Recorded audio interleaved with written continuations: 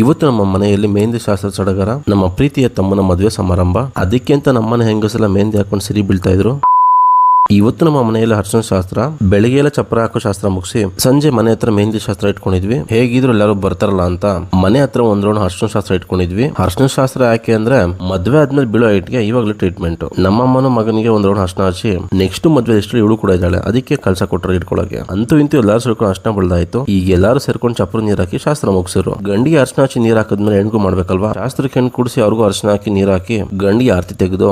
ನಾವೆಲ್ಲ ಚಿಕ್ಕವ್ರು ಇರ್ಬೇಕಾದ್ರೆ ಇಷ್ಟೊಂದೇನು ಟ್ರೆಂಡ್ ಇರಲ್ಲ, ಆಚೆಂದ ಕರ್ಸಿ ಮೆಹಂದಿ ಹಾಕ್ತಿರ್ಲಿಲ್ಲ. ಮನೇಲಿ ಯಾರೊಬ್ರು ಡ್ರಾಯಿಂಗ್ ಓದ್ತಿದ್ದೀರ ಬುಕ್ ಇಟ್ಕೊಂಡು ಮೆಹಂದಿ ಹಾಕೊಳ್ಳೋ ಎಲ್ಲರೂ ಈಗ ಒಂದ್ ಕಡೆಯಿಂದ ಮೆಹಂದಿ ಹಾಕ್ಸ್ಕೊಂಡು ರೆಸ್ಟ್ ಮಾಡ್ಕೊಂಡು ಒಣಗಿಸ್ತಾ ಇದಾರೆ. ಫೋರ್ ಆರ್ಮ್ಸ್ ಮೇಲೆ ಕಡೆ ಎರಡು ಕಡೆ ಮೆಹಂದಿ ಹಾಕ್ಸ್ಕೊತಿದ್ದಾರೆ. ನಮ್ಮ ತಮ್ಮ ಸ್ನಾನ ಮಾಡ್ಕೊಂಡ್ ಬಂದು ಅವನಿಗೂ ಈಗ ಮೆಹಂದಿ ಹಾಕ್ತಿದ್ದಾರೆ. ಇವ್ರದ್ದು 8 ವರ್ಷ ಲವ್ ಮ್ಯಾರೇಜ್ ಅಪ್ಪ. ಈಗಿನ ಜೆನ್ಜಿ ಕಾಲದಲ್ಲಿ 8 ವರ್ಷ ಲವ್ ಮಾಡಿ ಅದು ಮದುವೆ ಆಗ್ತಿದ್ದಾರೆ. ಒಂದ್ ಲೆಕ್ಕಕ್ಕೆ ತುಂಬಾ ಗ್ರೇಟ್. SS ಅಂದ್ರೆ ಶಶಾಂಕ್ ಸ್ನೇಹ ಅಂತ. ಎಲ್ಲಾರು ಗಂಡ ಜೊತೆಗೆ ಒಂದು ಗ್ರೂಪ್ ಫೋಟೋ ತಗೊಂಡು ಗಂಡ ಮದುವೆ ಮುಂಚೆ ಈಗಲೇ ಹಿಂಗೆ ಎತ್ತಂಗಾಯ್ತು. ನಮ್ಮ ಮಮ್ಮಿಗೆ ಲಾಸ್ಟ್ ಸೈಡ್ ಇನ್ನೂ ಹಾಕ್ತಾ ಇದಾರೆ. ಜೊತಂಕ ಹಾಕಿ ಈಗ ಫೈನಲ್ ಫಿನಿಶಿಂಗ್ ಕೊಟ್ರು. ಇವತ್ತಿನ ಕತೆ ಇಷ್ಟೇ.